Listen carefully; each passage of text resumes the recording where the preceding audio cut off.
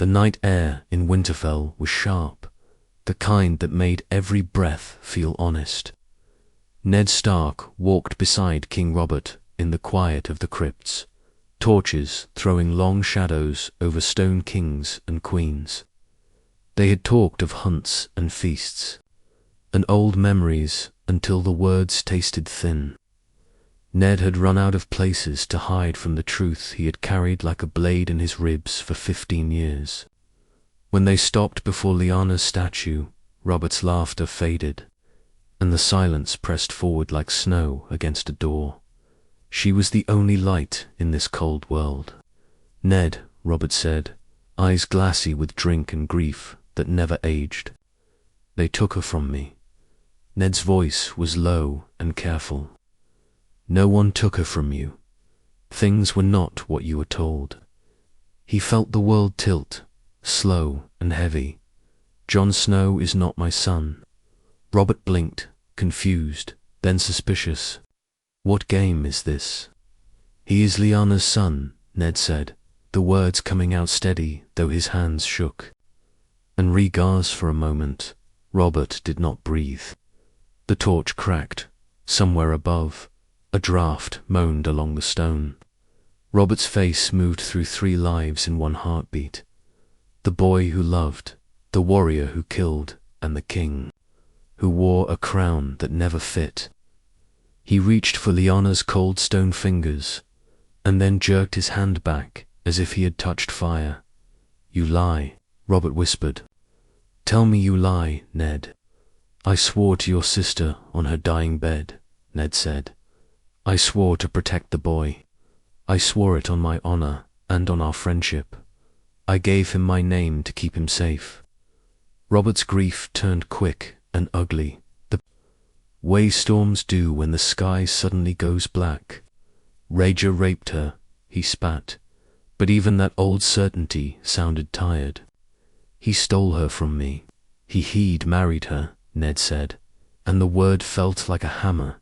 Secretly, in Dawn, she chose it. Robert staggered back a half step as if struck.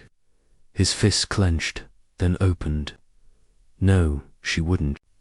Couldn't he looked up at Lyanna's face, carved in stone, forever young, forever out of reach. "Why didn't you tell me?" "Because you would have killed him," Ned said simply.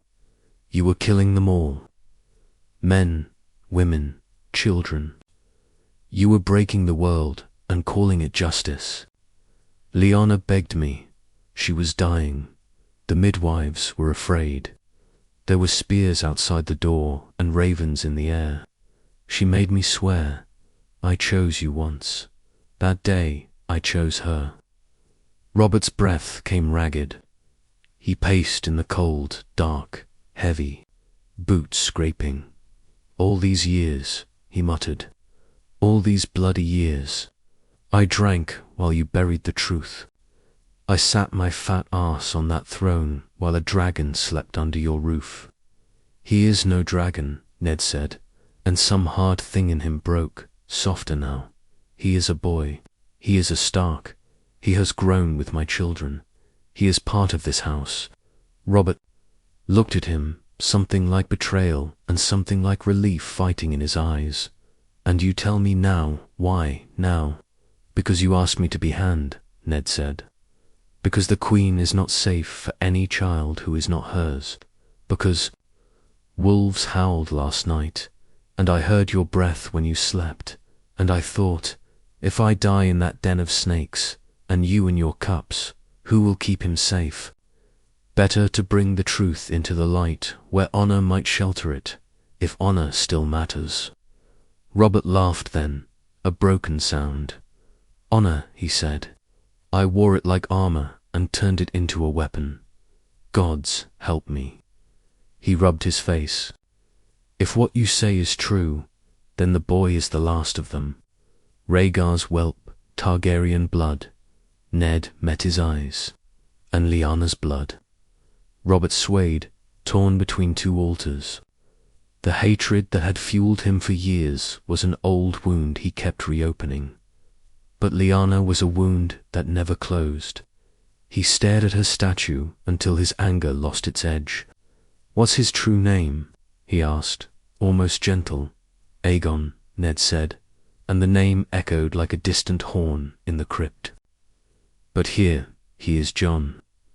Robert nodded slowly, as if tasting both names. "Jon," he tried, then shook his head. "I can't think with all this stone pressing in." He turned for the stairs, then paused. "Does the Queen know?" "No." "Does anyone?" "A few who are sworn and have more to lose than to gain by speaking." Robert climbed 2 steps, stopped, and looked back. "If I acknowledge him," he said, "I start another war. If I deny him, I break your oath and mine to Lyanna's memory. If I kill him, I kill what is left of her. 7 hells." He glanced at Ned, eyes bloodshot but clearer now. "I cannot make this choice angry. I'll not do it drunk. Bring the boy to me tomorrow, by first light. I want to see him with sober eyes." Ned bowed his head. "Thank you." "Don't thank me yet," Robert muttered. "If he carries Rhaegar's face, I may forget everything else." He turned and took the stairs, the torchlight shivering across the rough walls. Ned stayed behind with the stone and the shadows, and Lyanna's cold half-smile. He closed his eyes and breathed. On the way back to his chambers, Ned met Catelyn in the corridor. Her concern was quiet, needle-fine. "You told him," she said. "I did." "Will he kill the boy?" "He asked to see him at dawn." Catelyn touched his sleeve. "Then keep Jon close tonight." "I will." Ned hesitated, then added, "If this breaks the world, I will not regret telling the truth." "Truth breaks before it mends," she said, "but it does mend." In his small room under the rookery, Jon Snow lay awake, staring at the rafters, hearing ghost wolves in the wind. He did not know that the name he had never heard had just been spoken in the dark below the castle. He did not know that the man he called king would look at him with Lyanna's memory in his eyes before the sun was high. He dreamed of cold water and a red sword, of blue roses opening in snow. When he slept at last, the ravens rustled and settled like a curtain falling. Dawn broke in Winterfell with a pale, silver light, the kind that seemed to creep rather than rise. Ned stood in the courtyard, the cold biting through his furs. He had sent a servant for Jon before the sun was fully up, and now he waited, watching his breath drift like mist. The guards kept glancing toward the keep, knowing something was afoot but too wise to ask. Don appeared from the archway, Ghost at his side, the white direwolf padding, silent as frost. The boy looked puzzled, even wary, at being summoned so early. His black hair was tousled from sleep, his sword belt slung hastily around his tunic. "You wanted to see me, father?" Jon asked, stopping a few paces away. Ned's chest tightened. "Not father, not truly. The king wishes to speak with you." Jon's eyebrows lifted.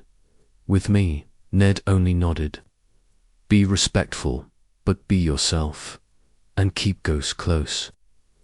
Robert arrived not long after, wrapped in a heavy cloak lined with sable, his face pale with the remains of last night's drink. 2 of his guards trailed him, but he waved them back as he stepped into the courtyard. For a moment, Robert said nothing, simply looking at the boy in front of him. Jon shifted under the weight of that gaze. Ghost growled low, the sound like a warning from somewhere deep in the earth. Robert's eyes flicked to the direwolf, and back again, and Ned could see it, the recognition, not of Rhaegar, but of Lyanna. It was there in the shape of Jon's face, the set of his dark eyes, even in the stubborn line of his jaw. "What's your name, boy?" Robert asked at last. "Jon Snow, your grace." Robert's mouth twitched, not quite a smile. You know who I am? Yes, Your Grace. And what do you want from me?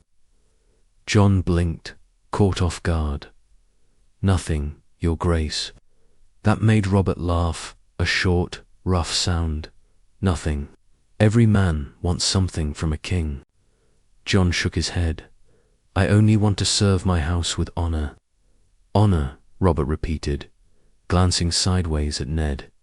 You've taught him well. He took a step closer, studying the boy's face as though it might reveal all the answers he didn't want to ask. You fight, yes, Your Grace. Any good, I try to be. Robert's eyes narrowed, but his voice softened. You've your aunt's eyes. John frowned. My aunt, Ned stepped forward. Your Grace, but Robert held up a hand. Later, he looked at Ghost again. That beast yours. Aye, then you've got Stark blood in you, whatever else runs through your veins, Robert said.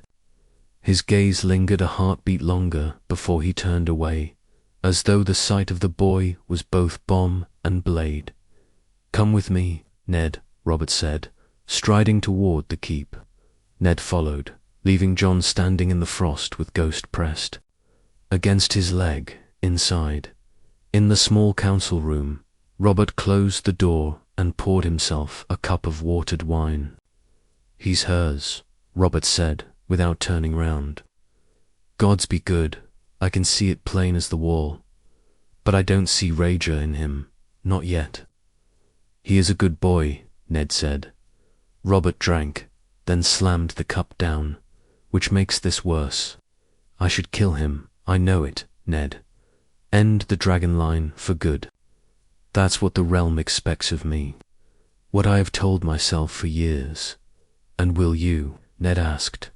Steady. Robert turned, eyes burning with something more complex than rage.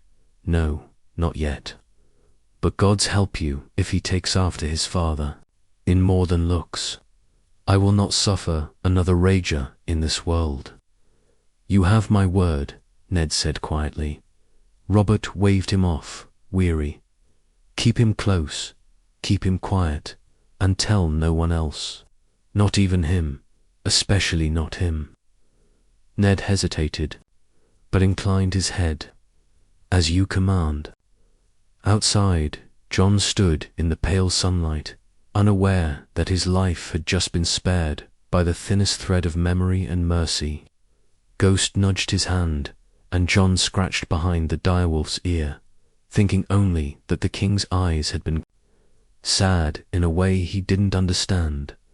That night, however, the walls of Winterfell seemed to hold their breath, and somewhere far to the south, in the red keep of King's Landing, a queen slept in a bed of silk and secrets, never dreaming that a single morning in the north had just placed another danger in her path.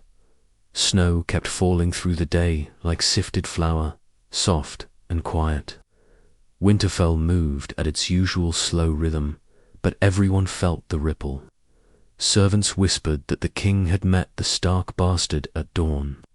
Guards traded looks and left questions unasked. In the great hall, a fire roared, spilling heat that could not warm the unease. Robert called for a feast anyway. Meat and mead pushed back worry for an hour or two. He laughed, but his laughter came in uneven bursts, like a cart with a broken wheel. Several times Ned caught the king's gaze drift to the tables where the children sat. John took a place, little apart, as he always did, Ghost curled at his feet. When Robert's eyes found him, they softened, then hardened again, then slid away. Catelyn noticed. She watched the king with a wife's trained attention and watched Ned with a mother's, sharper one. Later, as the hall emptied and the musicians' last notes faded, she found Ned standing in a doorway, the noise behind him like a tide pulling back. What did he decide? She asked.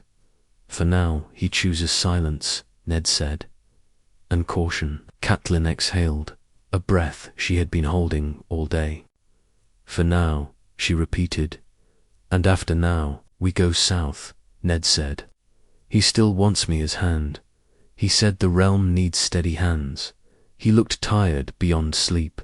He needs someone he trusts in King's Landing, and that gods. Help miss me. Catelyn's mouth set in a line. Then we must be careful. Lisa sends another raven. She handed him a small roll of parchment, sealed with her sister's trembling hand. Ned broke it open and read. The words were a nest of fear. The Lannisters had killed Jon Arryn. The Queen was dangerous. The capital was a pit. It matched the cold Ned felt in his bones without any letter at all. Lysa is frightened, Ned said, folding the parchment. But fear often finds the truth before courage dares speak it. And Jon, Catelyn asked softly. If you go south, what of him? The Queen has eyes everywhere. Robert commanded that the boy stay ignorant, Ned said. The words tasted like iron, and hidden as much as we can hide him in his own home. Catelyn looked down the corridor where torchlight jumped on stone. I do not love him as you do, she said, not cruelly, just honest. But he has been a good brother to our children. If danger rides north, I will not turn him out. Ned reached for her hand and squeezed it. Gratitude didn't need many words between them in the yard. Robb and Jon sparred with wooden swords while Bran watched, bouncing on his toes and calling out wild advice. Snowflakes clung to Jon's hair. Sweat shone on Robb's brow. The thwop of wood on wood echoed off the walls. Ghosts paced the edge of the circle, red eyes calm, tail low. You were with the king this morning, Robb said between strikes. Jon replied, what did he want? To look at me. Robb laughed, then stopped when he saw Jon wasn't joking. Truly, truly. Robb lowered his sword, and did he find what he was looking for? Jon shrugged, forcing a small smile. If he did, he didn't say. Robb studied him a moment. You seem different. I don't feel different, Jon answered. He did though. The world felt tilted. Like a staircase where one step is higher than the others and your foot hits wrong every time. Benjen Stark, black-clad and rangy, came from the stables, a thin ribbon of steam rising from his horse. He watched the boys a moment, then called, You've both grown lazy. In the watch we'd run you until your legs begged for forgiveness. You only say that because your knees are frozen, Robb shot back. Benjen grinned. He turned to Jon. You still dreaming of the wall, boy? Jon's heart kicked. The Night's Watch had been his planned escape from half-said words and side glances. I was, he said, and now. Jon looked toward the keep, toward the window he knew belonged to the king's chamber, draped in heavy curtains and noisy with snoring. Now, I don't know. Ghost pressed against his thigh as if to anchor him. Good, Benjen said, surprising. Him, you should only take the black when you've run out of any other color to wear. The wall takes not just your name, but your choices. Later, in the Godswood, the heart tree's face bled red tears into the snow. Ned knelt beneath its branches. The quiet there was different from other quiets, as if the world itself drew a long breath and listened. Robert limped in, boots crunching, breath fogging. I hate these trees, Robert muttered, looking up at the pale face. Feels like they watch me. They do, Ned said. Robert rubbed his forehead. You were right not to tell me then. I would have killed him. I would have killed anything with dragon in it. He let out a low laugh that had no joy. I almost did again this morning.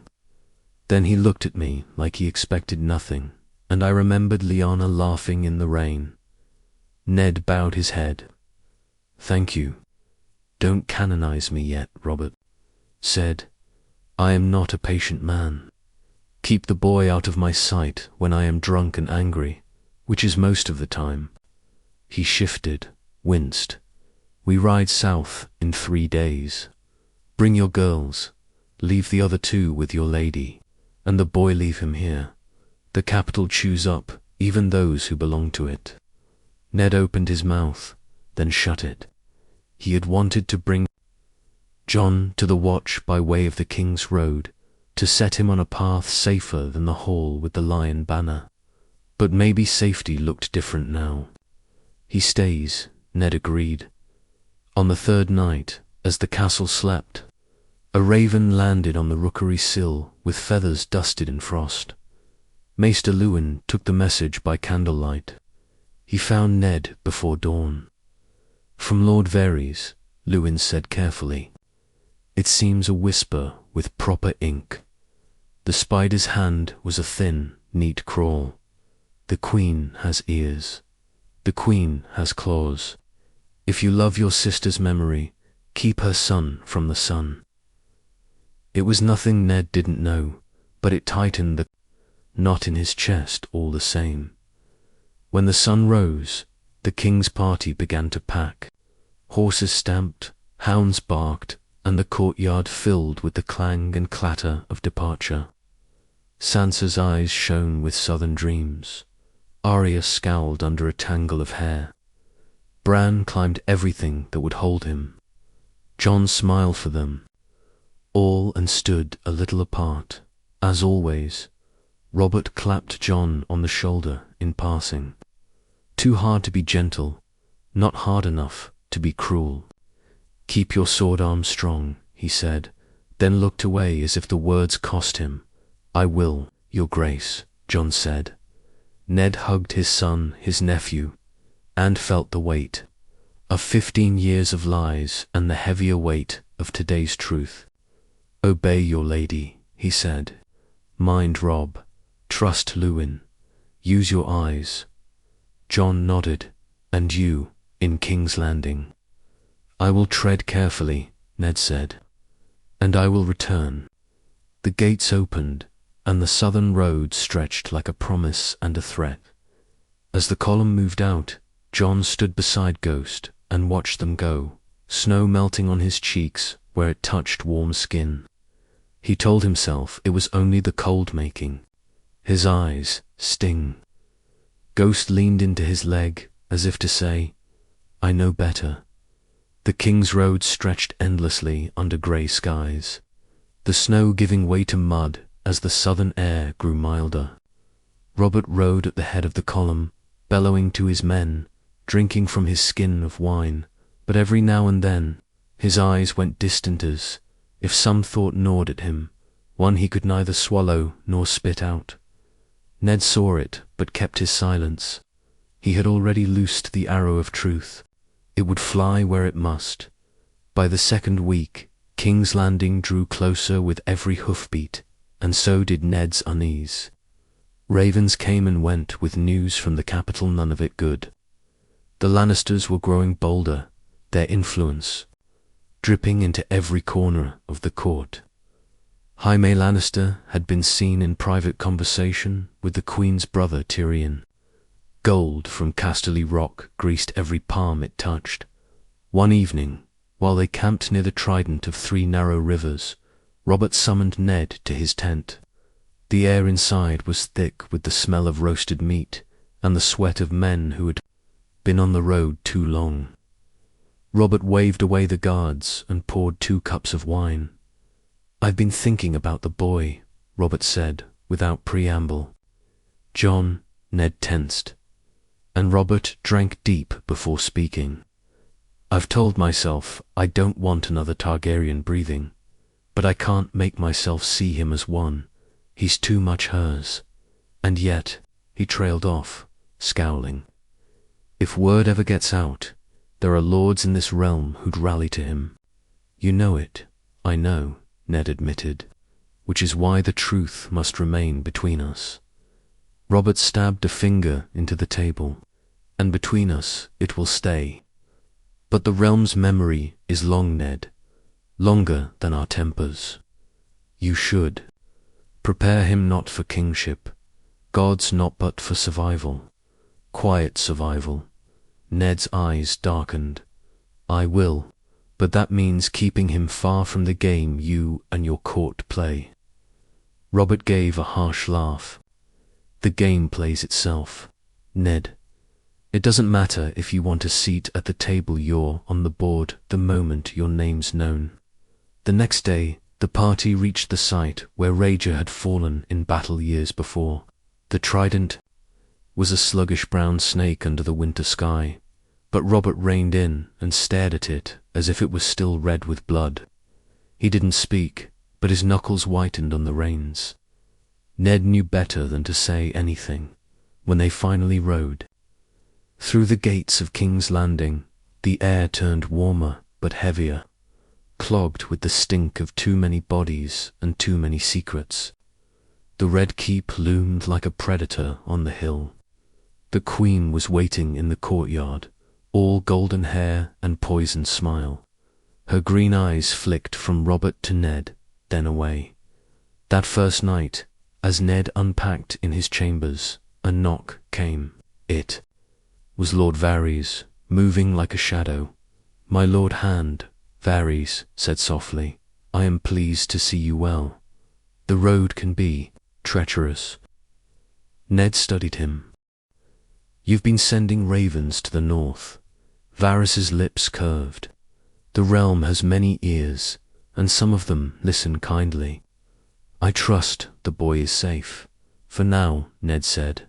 Varys's smile thinned. "Safety is never permanent here, Lord Stark, especially for those whose blood can inspire both love and war." That night, Ned dreamed of Winterfell.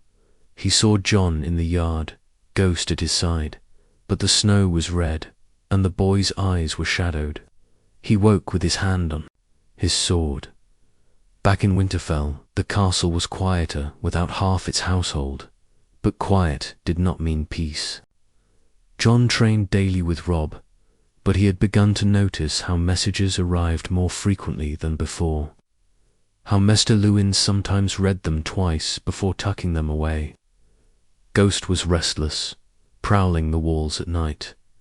One evening, as Jon returned from the yard, he found Catelyn speaking with a man he didn't recognize, lean, pale, with the look of someone who had ridden hard to arrive.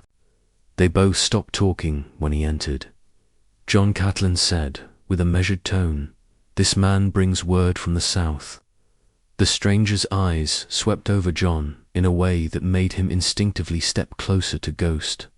"The king remembers you," the man said quietly, "and the queen may soon as well." Jon frowned, unsure what that meant, but the look in Catelyn's eyes was enough to make his stomach knot. He didn't ask more, not then.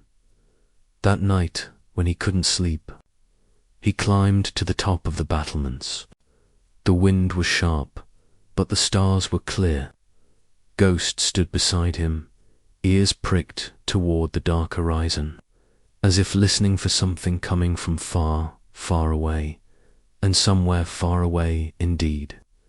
In the Red Keep, Robert Baratheon sat in his chambers, staring into a cup of wine he hadn't yet drunk, wondering whether sparing the boy had been the best decision of his life for the most dangerous. Winter in the north had a way of holding its breath before a storm. In Winterfell, the days passed in slow rhythm training in the yard, tending to the stables, the endless chores that kept the castle alive, but beneath it all, Jon felt a change he couldn't name. The air seemed sharper. The looks Cat gave him were tighter, not cruel, but watchful. Even Robb, though as friendly as ever, carried an edge of distraction, as if there were things he was not saying. One grey morning, Jon was summoned to Maester Luwin's chambers. The round room smelled of parchment and candle wax. Ravens rustled in their cages. Luwin held a letter sealed in dark wax. This came by swiftest bird from the capital, the maester said. It bears the hand's seal. John's heart leaped. From my father, Lewin inclined his head. From Lord Stark. John took the letter with careful fingers and broke the seal. The script was Ned's steady as stone. John, the road is dangerous and the city worse. Trust Lewin, train each day. Ride only with men you know. Speak little. Keep Ghost near you at all times. Do not seek the wall yet. I will write again when I can. Obey your lady and Rob as if they were my voice. There are eyes in the snow that do not belong to us. Eddard Stark, John read it twice, then a third. Time, looking for something more, some shape hidden in the spaces. There was nothing, and yet the words felt heavy, like a warning wrapped in wool. Is something wrong in King's Landing? John asked. Lewin's mouth flattened. Things are always wrong in King's Landing. But your Lord Father is clever and careful. Do as he asks. He studied John a moment. You're older than your years, but even so be a little older still. John smiled, trying to ease the worry he saw in the maester's eyes. I will. When John stepped into the corridor, he almost ran into Catelyn. She wore a heavy cloak, and the set of her shoulders said she had been sleeping poorly.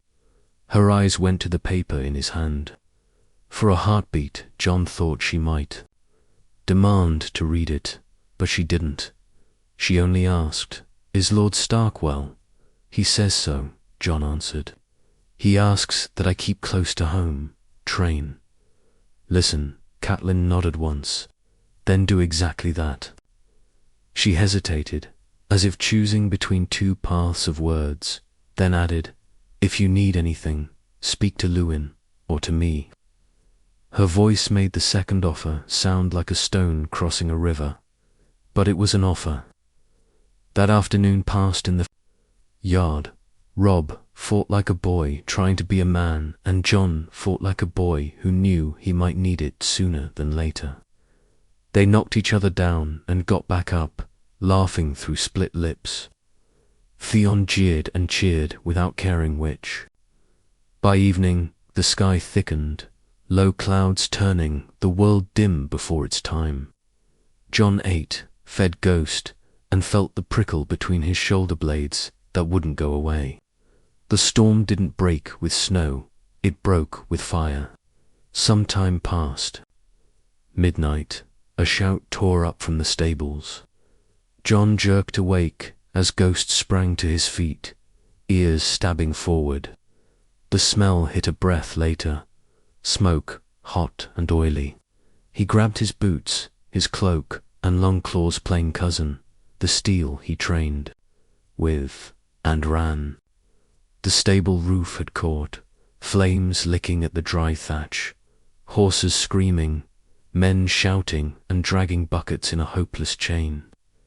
Rob was there already, bareheaded and wild-eyed. Get them out, he yelled, and he and John plunged into the haze, cutting halters, slapping rumps, coughing through the smoke. Ghost went low and silent, nipping at heels, driving to panicked mares toward the open doors. They got most of the beasts out.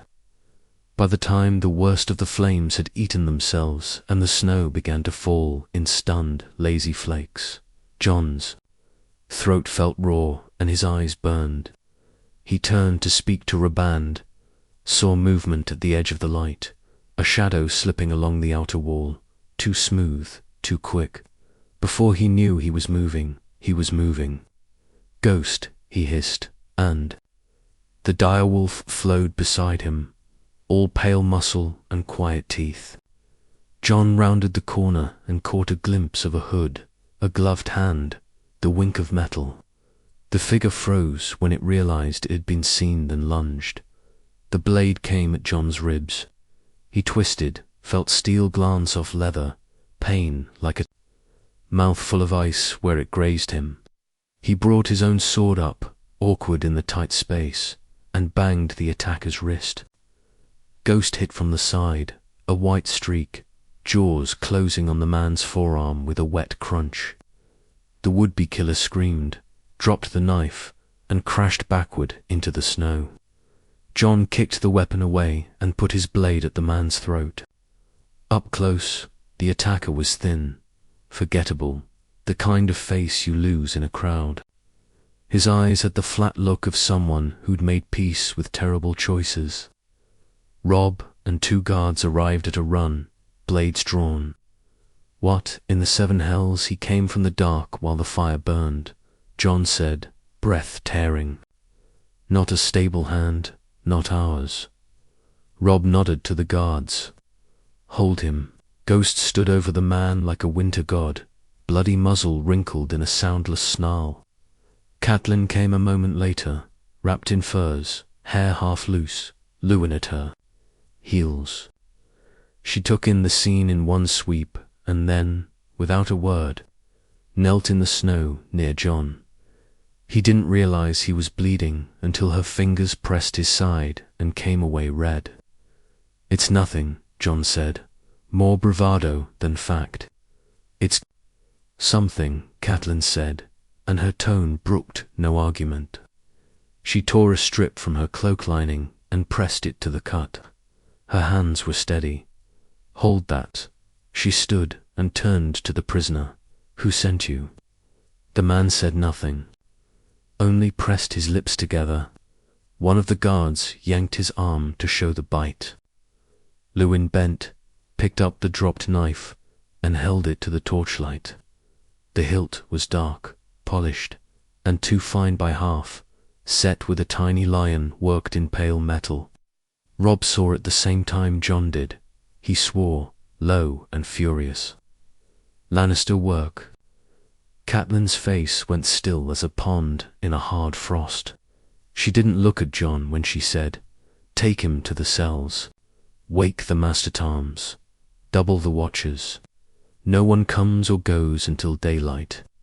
The yard moved like a single creature for a few minutes, orders taken.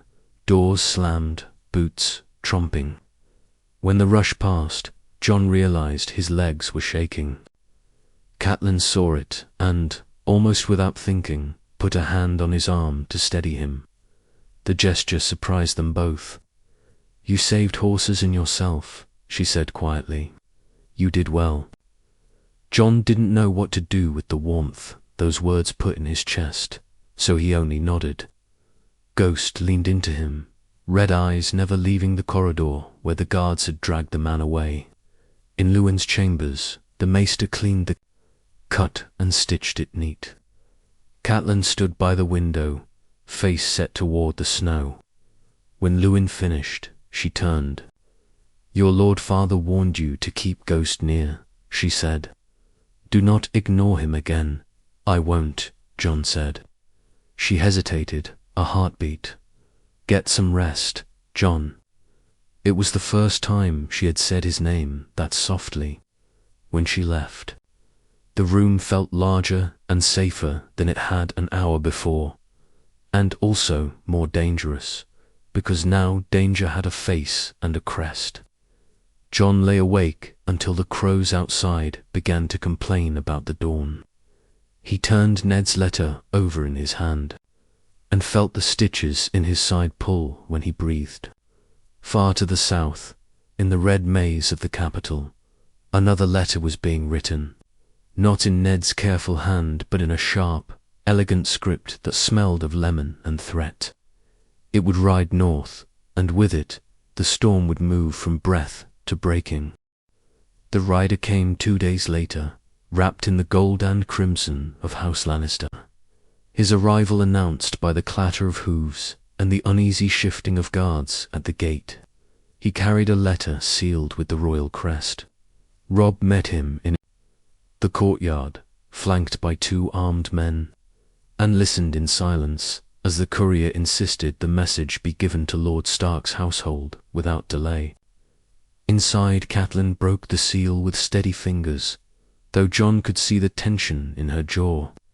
The parchment was thick, smelling faintly of some southern spice. The words were written in the elegant, flowing hand of Queen Circe herself. Lady Stark, I hear troubling whispers from the north, whispers of unrest, of danger, of strangers who do not belong. His Grace the King values peace between our houses. I trust you will keep certain elements in your household from straying where they should not. Disobedience in such matters has a way of drawing unpleasant consequences. Circe of House Lannister, Queen of the Seven Kingdoms. The last line might as well have been written in blood. Catelyn read it twice, then passed it to Robb, whose face flushed hot. She's threatening us, he said. She's threatening someone specific. Catelyn replied, her eyes flicking toward Jon. Jon felt the heat of their gaze. The fire, he said. The man who came from me. She knows.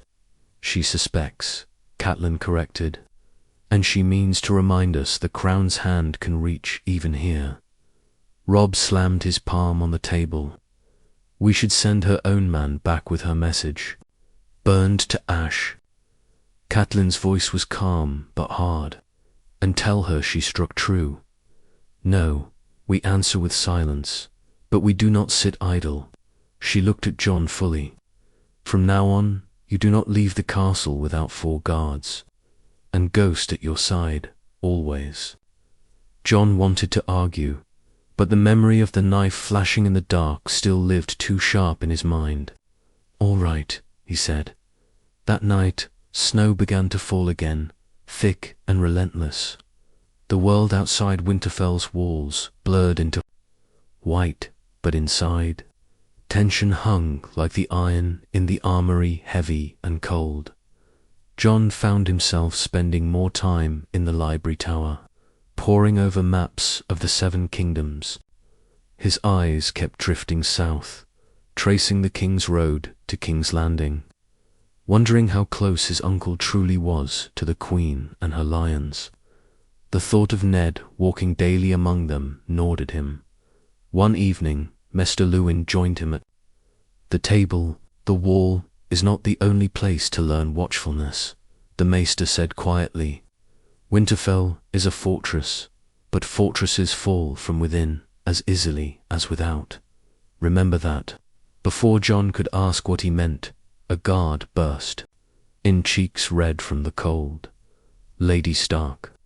Riders from the south. They carry the Hand's banner. Jon's heart leapt, but it was not Ned who entered the courtyard. It was 2 of his men, weary and travel-stained. One bore a letter, sealed in black wax. Robb broke it open, scanning the lines, then passed it to Catelyn. Her lips tightened. As she read, Your father writes that the city is dangerous, and the Queen's patience grows thin. He fears the truth may reach the wrong ears. What truth? Robb asked, though Jon noticed the flicker in Catelyn's eyes before she looked at him. It is not for us to question, she said firmly. What matters is that your father wishes us to be prepared for anything. That night, Jon dreamed again. He stood in the godswood, snow falling in perfect silence. The heart tree's face was wet with blood, and from the shadows a man stepped forward, tall, dark-haired with eyes like polished onyx. He wore a crown of black steel, and when he spoke, his voice was his own and not his own. They will come. For you, the man said, not because of what you are now, but because of what you could be. Jon woke with Ghost's muzzle pressed to his chest, the direwolf growling low at nothing Jon could see. By morning, the snow had stopped, but the cold had deepened. Catelyn ordered the gates barred to all but the most trusted. The Lannister courier was sent back south with no letter, no message, only a polite nod, and the unspoken warning that Winterfell was not without teeth. Still, Jon felt the walls closing. He trained harder, moving through the yard with a single-mindedness that made Rob joked he was trying to beat the snow into submission. But even in those moments, he could feel eyes on him, God's servants, sometimes just a shadow at the edge of sight. On the third day, after the courier left, another raven arrived, this one from King's Landing and carrying no seal.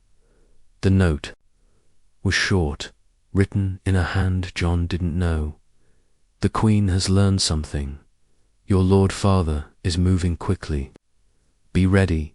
No name, no signature. Just those words. John read them twice, then a third time. He didn't need the name. He knew, somehow, that it came from the same place as the other warning, the place where whispers lived and dangerous truths slept. And in the Red Keep, in a chamber lit by too many candles, Robert Baratheon sat across from Ned Stark, pounding his fist on the table. She knows, Ned, Robert said. She doesn't know all, but she knows enough to start the killing. Ned's face was carved from ice. Then we have little time. King's Landing smelled of hot wax and old wine. In the Hans Solar, Ned stood by the window while Robert paced like a caged bull. Outside, gulls cried over the black water, and inside, the king's boots thudded against the rushes. She knows, Robert said again, as if saying it would make the shape of it clearer. Not everything, but enough to be dangerous. How? Much? Ned asked. That the boy matters, Robert said. That he is no common snowflake blown into Winterfell by chance. That he is a secret I would bleed to keep. He dragged a hand down his face. She thinks leverage first. If she can't kill a threat, she cages it. Then she will try to draw him south, Ned said, or hurt him where he stands. Robert stopped pacing. I'll not give her the chance. He jabbed a finger at Ned. We send the boy to the wall. Take the black, and he is no one's pawn. No lord can make a claim for him. No queen can hang a crown on his neck. The wall is far from her claws, and your brother will keep him safe. Ned's first instinct was to resist. John's dreams of the Night's Watch had always been a boy's escape, not a sentence. But the memory of the knife gleaming in winter.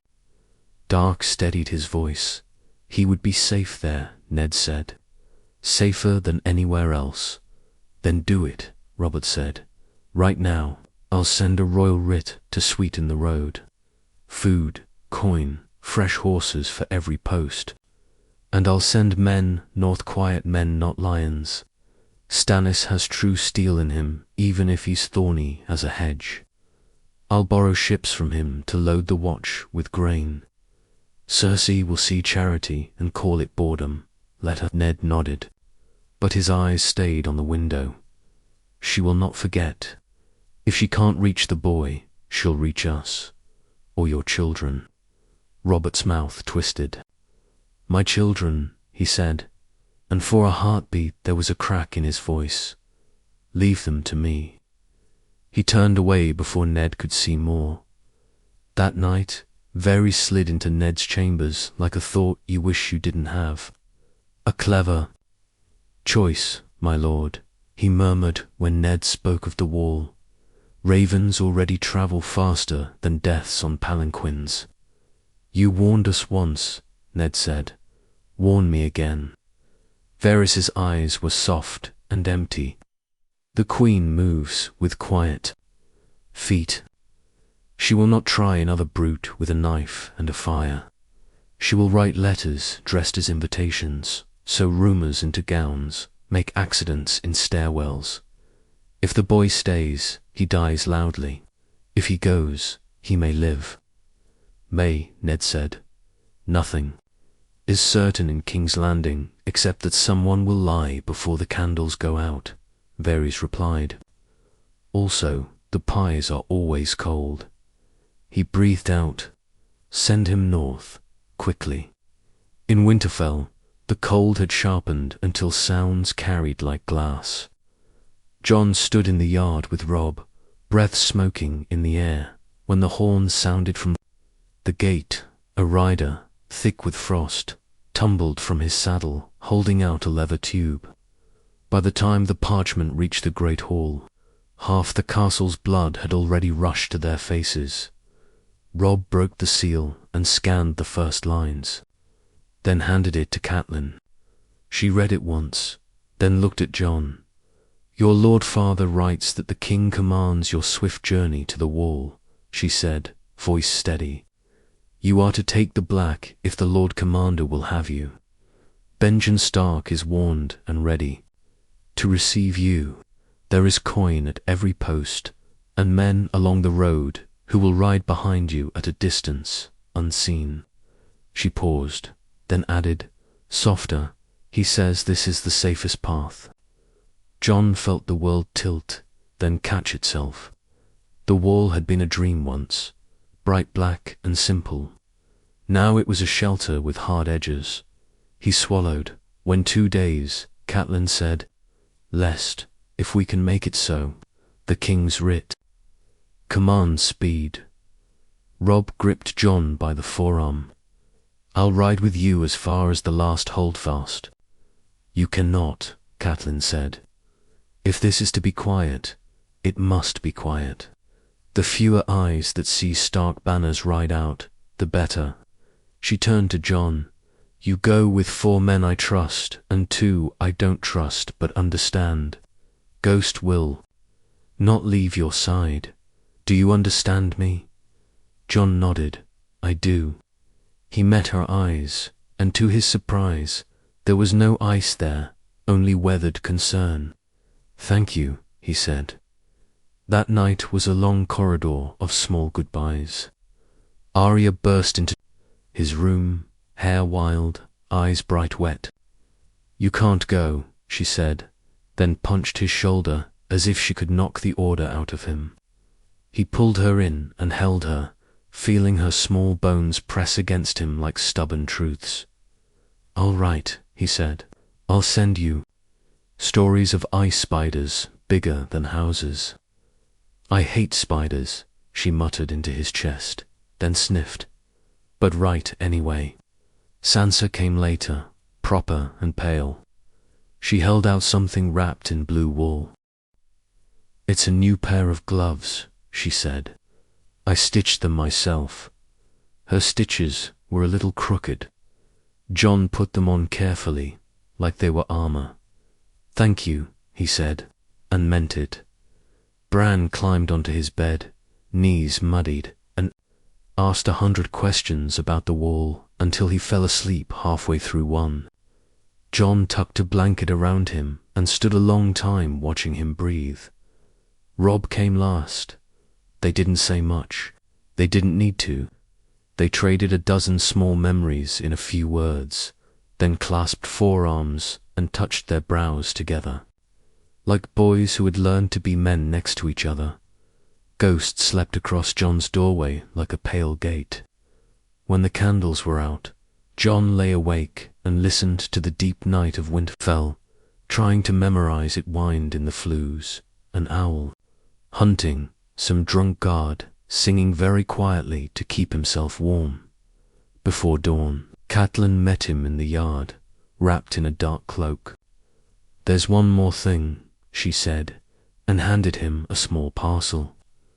Inside lay a short letter and a bit of blue ribbon faded by time, from Lewin's chest to yours. "Your Lord Father said you should have it only when you go where letters can't find you fast." She hesitated. "The letter is for you." From him, she did not say which him. She didn't need to. John tucked the parcel close. "I'll guard it." "And yourself," Catelyn said. "Guard yourself." They rode out with the sky still a rumor of light. No banners, no horns, only the crunch of hooves and Ghost's quiet breath. The world beyond the gate was white and open and full of places to hide a friend or an enemy. John didn't look back until they crossed the first rise. When he did, Winterfell's walls looked smaller than they had ever looked, and more like home than anything else could be. Far to the south, the Queen held council. Cersei listened as a thin man with soft hands listed off movements in the north. A courier returned with no reply. The smoke of a fire that had not jumped a wall, a Stark party riding out before dawn. A hunting trip, he said. Stags. Hunt at dawn, Cersei said, lips curving. Wolves hunt at night. She poured wine she didn't drink. Send word to the Dreadfort, and to those dogs who wear men's names along the road. Tell them to watch for ghosts. In the Red Keep, Robert sealed a second writ with shaking hands. For Benjen, he told Ned. It's as if the boy asks to turn back. The answer is no. He will curse me now and thank me later. If he lives. Ned said. When he lives, Robert answered. As if the words could make it true. By the time the sun climbed the first hand's width above the horizon, Jon and his small escort had vanished into the clean, cold distance. To the east, crows lifted like ash. To the west, the road slid into a stand of firs where sound went thin and strange. Ghosts' ears flicked, and Jon felt the letter at his chest and the weight of a name he did not know pressing through the paper like a heartbeat dot. The first days on the road were uneventful, almost calm. Snow fell in thin flurries, the kind that clung to cloaks but never gathered deep. Jon rode at the center of the small column for guards in stark colors and two in plainer garb, all silent men with eyes that searched the trees. Ghost moved ahead and to the side, white fur blending with the pale world, red eyes flicking toward every shadow. Jon didn't open the parcel Catelyn had given him. He told himself it could wait until he reached the wall, but truthfully, he feared what might be inside. The letter felt heavier than its size allowed, as if ink could weigh more than steel. By the third night, they made camp near a frozen stream. The guards built a low fire and ringed it with stones, their faces lit from below, all sharp cheekbones and watchful stares. One of the plain-cloaked menholder, Jon thought, spoke for the first time. You'll see the wall before you feel it, he said. It stands on the horizon like a mountain, and it doesn't get smaller when you reach it. Jon nodded. I've heard it sings in the wind. Halder's mouth twitched. It howls, like something caged and hungry. They moved on before dawn. The trees thickened into pines so tall they blotted out the pale winter sun. It was there, in the long shadows of the fifth day, that Ghost froze mid-step, fur bristling. Jon reined in, hand going to his sword. The others caught the movement instantly, forming a loose half-circle around him. From the trees ahead, riders emerged.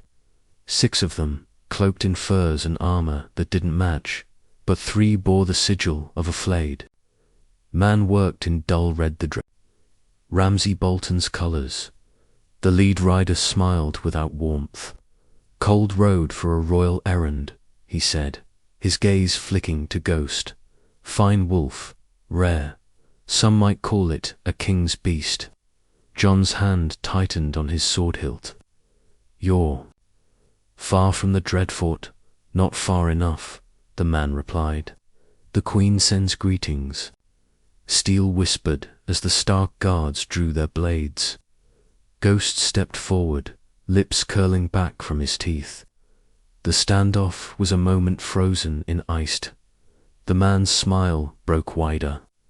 We won't trouble you if you give us what we came for.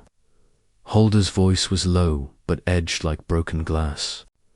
You'll leave now, or you'll leave in pieces. The Bolton men hesitated. Ghost took another step, growling deep in his chest. The sound seemed to carry beyond the trees, echoing in a way that didn't belong to any animal. The Bolton leaders' expression faltered.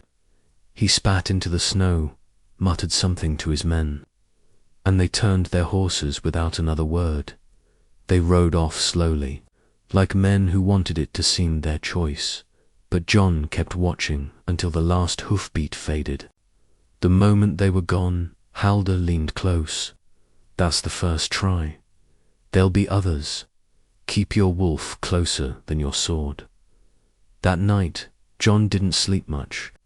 The next day's ride passed in tense silence, every rustle in the underbrush making his pulse jump. By the time the wall came into sight, the sun was a pale coin in a flat sky. Halder had been right, it was a mountain of ice, impossibly tall, impossibly real, stretching from one end of the world to the other. John felt small, smaller than he had ever felt, but there was something else to relief, maybe. A fortress that even lions couldn't climb. Benjen Stark met them at the gates of Castle Black, his face grim but his eyes warm. "You made it," he said, clasping John's shoulder. John handed him the king's writ. Benjen read it, grunted, and said, "You're to take the Black without delay. The Lord Commander will speak to you after the evening meal." When John was alone in his new quarters, small, cold, but solid, he finally unwrapped the parcel from Winterfell. Inside, the ribbon was soft under his fingers, frayed at the edges. The letter was shorter than he expected. "John, you are my blood. Whatever the world calls you, remember that. Guard yourself well, but do not hide your heart. The truth will find you when it must, and when it does, you will need the strength to carry it. Until then, be the shield you were born to be." Ned John read it twice, then a third time. He didn't know why his chest hurt so much. Ghost pressed against his leg, warm and solid, and John set the ribbon carefully inside the letter before tucking them both into the deepest corner of his pack. Far to the south, in the Red Keep, Cersei Lannister stood by a window, looking out over the city. "The boy's gone," she said. "The wall will keep him for now."